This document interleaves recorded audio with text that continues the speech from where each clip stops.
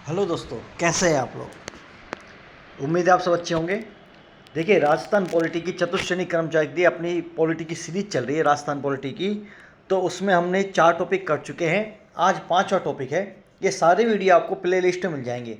ये बहुत ही कम समय के वीडियो हैं और एक भी क्वेश्चन इनसे बाहर नहीं जाएगा। 5 क्वेश्चन आएंगे चतुश्रेणी कर्मचारी में राजस्थान पॉलिटी के। ठीक है, तो आज का अपना टॉपिक है राज्य मानवाधिकार आयोग। चलिए इसकी शुरुआत करते हैं। देखिए, राज्य मानवाधिकार आयोग मानवाधिकार संरक्षण अधिनियम 1993 की धारा 21(1) के तहत राजस्थान राज्य मानवाधिकार आयोग का गठन राज्य सरकार द्वारा किया जाएगा। यह एक वैधानिक या सांविधिक निकाय है। वैधानिक मतलब इसे किसी लॉ के द्वारा बनाया गया है। स्थान का निर्धारण कौन करेगा? राज्य सरकार। भाई, इसका स्थान कहाँ होना चाहिए? संरचना, यह एक बहुसदस्यीय निकाय है। सदस्यों की नियुक्ति करता कौन है? राज्यपाल। इनमें संरचना क्या है? 1+4 यानी कि 1 अध्यक्ष और 4 सदस्य। लेकिन 2006 में क्या हुआ है? संशोधन। तो अब क्या हो गई संरचना? 1+2 यानी कि 1 अध्यक्ष और 2 सदस्य। ठीक है। गठन, इंपॉर्टेंट चीज ये है, क्वेश्चन आएगा राजस्थान राज्य मानवाधिकार आयोग का गठन कब किया गया? 18 जनवरी 1999 में किया गया। स्थान जयपुर। और कार्य प्रारंभ शुरू करा इसने 13 मार्च, कई जगह 23 मार्च भी है, तो 13 या 23 मार्च 2000 से। ठीक है। इसका कार्य क्या है? यह मानवाधिकार आयोग अधिकारों की निगरानी संस्था है। आयोग की अपनी एक अन्वेषण एजेंसी है जिसका नेतृत्व ऐसे पुलिस अधिकारी जो महानिरीक्षक पुलिस के पद से कम स्तर का नहीं हो। भाई, ये क्या करता है मानवाधिकार आयोग? ये मानव के अधिकारों की है ना निगरानी करने वाली संस्था है। और इनकी जांच कौन करेगा? जो आदमी महानिरीक्षक पुलिस के पद से कम योग्यता का नहीं हो। ठीक है। आगे देखिए, आयोग की धारा 23 के तहत वैधानिक व धारा 33 के तहत वित्तीय गारंटी प्रदान की गई है। योग्यता, इंपॉर्टेंट चीज ये है। अध्यक्ष, उच्च न्यायालय का सेवानिवृत्त मुख्य न्यायाधीश या जो 2019 में संशोधन हुआ था उसके तहत उच्च न्यायालय का सेवानिवृत्त अन्य न्यायाधीश भी अध्यक्ष बन सकता है। भाई, पहले तो ये था कि जो अपने हाई कोर्ट है उनके जो चीफ जस्टिस है, मुख्य न्यायाधीश है, वही जज बनेंगे सेवानिवृत्त। लेकिन अब जो संशोधन हुआ है उसके तहत क्या किया गया है कि जो अपने हाई कोर्ट के जो सेवानिवृत्त अन्य न्यायाधीश भी है ना, वो भी जज बन सकते हैं, वो भी अध्यक्ष बन सकते हैं। इसमें से एक सदस्य तो क्या होगा? जो उच्च न्यायालय का सदस्य रहा हो, जिला जज रहा हो, और या फिर उसने जिला जज के रूप में कम से कम 7 वर्ष का कार्य किया हो। और एक सदस्य कौन होगा? जो मानव अधिकार संबंधित मामलों का क्या हो? जानकार हो। भाई, 3 सदस्य है ना, 1+2, 1 अध्यक्ष और 2 क्या? सदस्य। वर्तमान में अध्यक्ष हैं गंगाराम मूलचंदानी जी। क्या नाम है? गंगाराम मूलचंदानी जी। क्वेश्चन आएगा, वर्तमान में राजस्थान राज्य मानवाधिकार आयोग के अध्यक्ष कौन है? गंगाराम मूलचंदानी जी। ये कब से कब तक रह सकते हैं? 3 वर्ष या 70 वर्ष तक हो सकते हैं। और अन्य 2 सदस्य कौन कौन से हैं? पहले हैं रामचंद्र सिंह जी, दूसरे हैं अशोक गुप्ता जी। देखिए, इंपॉर्टेंट चीज दोबारा बता रहा हूं मैं। यह बहुसदस्य निकाय है, नियुक्ति राज्यपाल जी करते हैं। पहले थे 1+4, अब हो गए 1+2 सदस्य, यानी कि 1 अध्यक्ष और 2 सदस्य। गठन 18 जनवरी 1999, यही क्वेश्चन आएगा। स्थान जयपुर। कार्य प्रारंभ 13 या 23 मार्च 2000 से। ठीक है। फिर इनके अध्यक्ष कौन हो सकते हैं? उच्च न्यायालय के सेवानिवृत्त मुख्य न्यायाधीश। लेकिन ये पहले थे, लेकिन अब संशोधनों में क्या हो गया? उच्च न्यायालय के सेवानिवृत्त न्यायाधीश भी इसके जज हो सकते हैं। एक सदस्य तो होना चाहिए उच्च न्यायालय के मुख्य न्यायाधीश।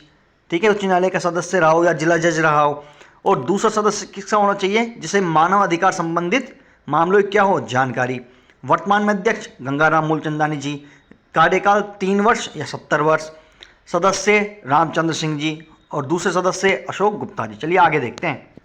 देखिए, इसमें दे रखा है अध्यक्ष व सदस्यों की नियुक्ति करते हैं कौन? राज्यपाल जी। लेकिन किसके सलाह पर ये करते हैं? चयन समिति की सिफारिश पर। चयन समिति में होते हैं 6-10 सदस्य। कितने सदस्य? 6 सदस्य। सबसे पहले सदस्य सीएम, जो क्या होते हैं? अध्यक्ष। दूसरे सदस्य विधानसभा अध्यक्ष। तीसरे सदस्य राज्य के गृह मंत्री जी। चौथे सदस्य विधानसभा में विपक्ष के नेता। पांचवा, अगर वहां पे विधान परिषद है तो विधान परिषद के सभापति। और अगर विधान परिषद है तो विधान परिषद में विपक्ष के नेता। त्यागपत्र किसको? राज्यपाल को। वेतन भत्ते व उपलब्धि को निर्धारण कौन करेगा? राज्य सरकार करेगी। यह एक स्वशासी उच्चाधिकार प्राप्त मानव अधिकारों की निगरानी वाली संस्थान है। पदावधि धारा 24 में उल्लेख है, ये पहले बताया था 3 वर्ष या 70 वर्ष, लेकिन 2019 में संशोधन से पहले, लेकिन जब ये 3 वर्ष या 70 वर्ष अब हुई है 2019 में जब संशोधन हुआ है, इससे पहले थी 5 वर्ष या 70 वर्ष। ठीक है। अध्यक्ष व सदस्यों की पुनर्नियुक्ति हो सकती है।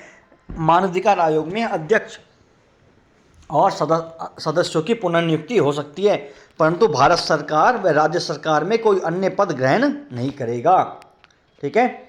पद से हटाना कदाचार या असमर्थता के आधार पर हटा सकते हैं, लेकिन समय से पहले राष्ट्रपति जी के द्वारा हटाया जा सकता है और उच्चतम न्यायालय क्या करेगी? इसकी जांच करेगी।